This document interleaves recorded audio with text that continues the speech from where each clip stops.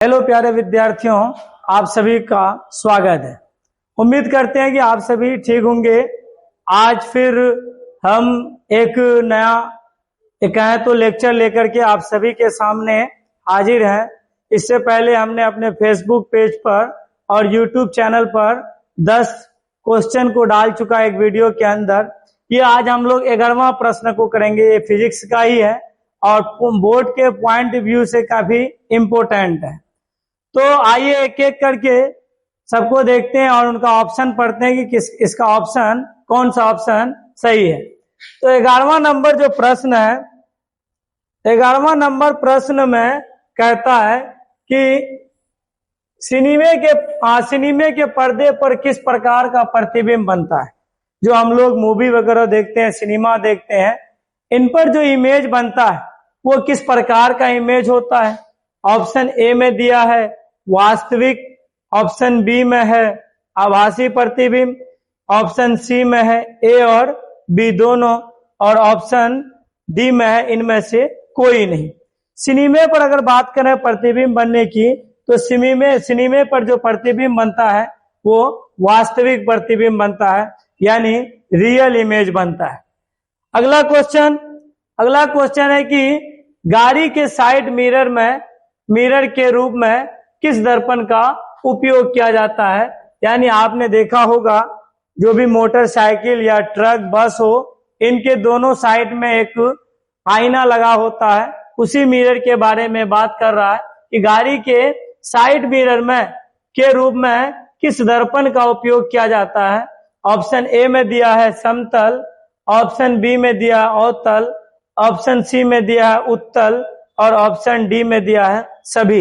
यानी ये सभी दर्पण के बारे में पूछ रहा है। इन तीनों और चौथा ऑप्शन में से कौन सा ऑप्शन इस क्वेश्चन को सेट कर रहा है, यानी कौन सा आंसर सही होगा।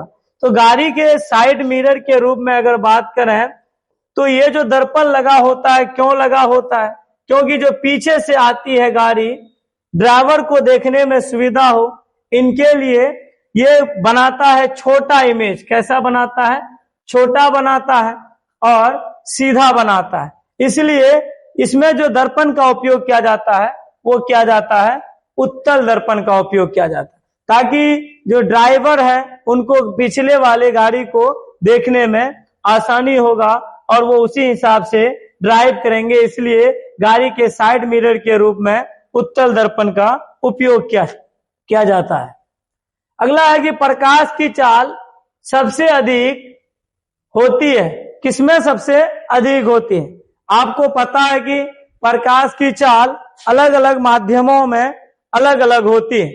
अगर सबसे अधिक की बात करें तो आपको पता होना चाहिए कि सबसे अधिक जो प्रकाश की चाल होती है वो निर्वात में होती है। 3 गुना 10⁸ मीटर प्रति सेकंड होती है। ये सबसे तेज होती है किसमें? निर्वात में। फिर अगर बात करेंगे पानी में अलग होगा, ठोस में अलग होगा, गैस में अलग होगा, सब में अलग होता है। लेकिन प्रश्न पूछ रहा है कि प्रकाश की चाल सबसे अधिक कहाँ होती है। तो ऑप्शन ए में जो दे रखा है निर्वात, ये ऑप्शन सही होगा, ऑप्शन ए, यानी प्रकाश की चाल सबसे अधिक निर्वात में होती है।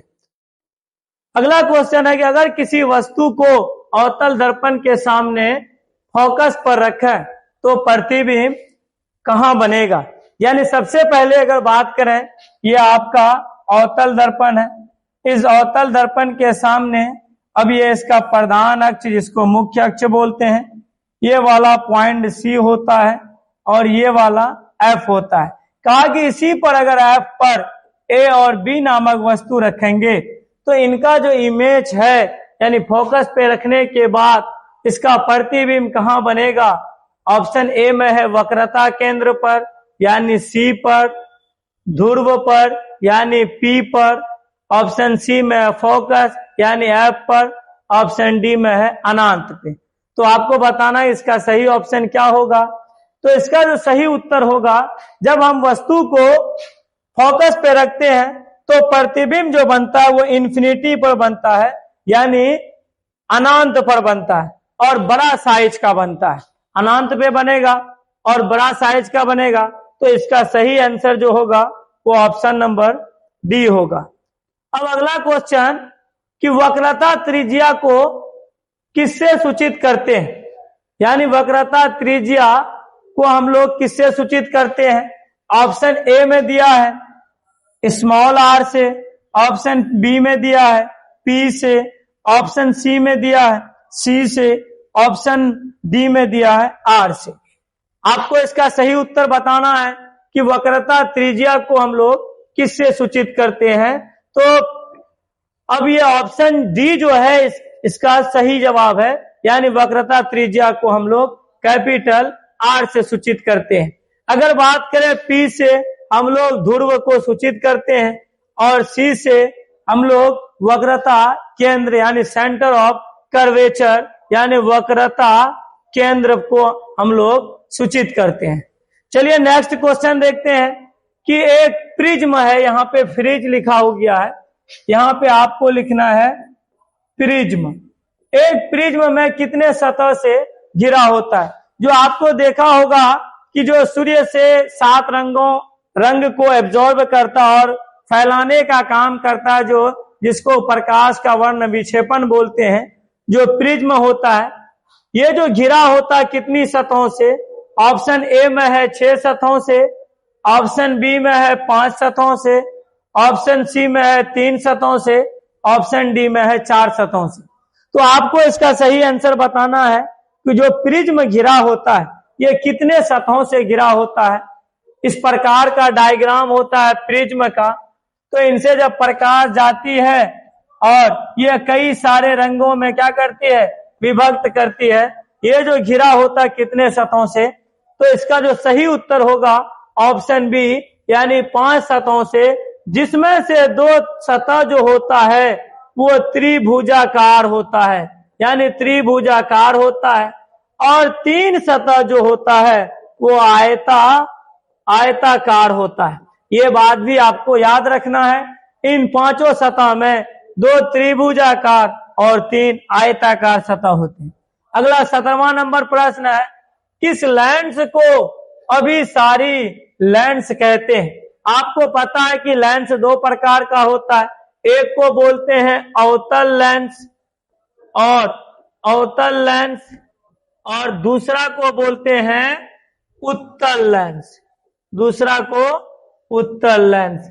अगर इसकी इमेज की बात करें तो ये जो है ये आपका अवतल लेंस है और ये जो है आपका उत्तल लेंस है। दोनों डायग्राम आपको याद रखना है, ये उत्तल का हो गया और ये अवतल का हो गया। इसी प्रकार से दर्पण, ये हो गया आपको अवतल दर्पण और ये हो गया आपको उत्तल दर्पण। ये बात भी आप याद रखेंगे।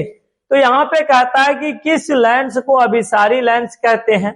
ऑप्शन ए में है अवतल लेंस को, ऑप्शन बी में है उत्तल लेंस को, ऑप्शन सी में है ए और बी दोनों, ऑप्शन डी में है इनमें से कोई नहीं।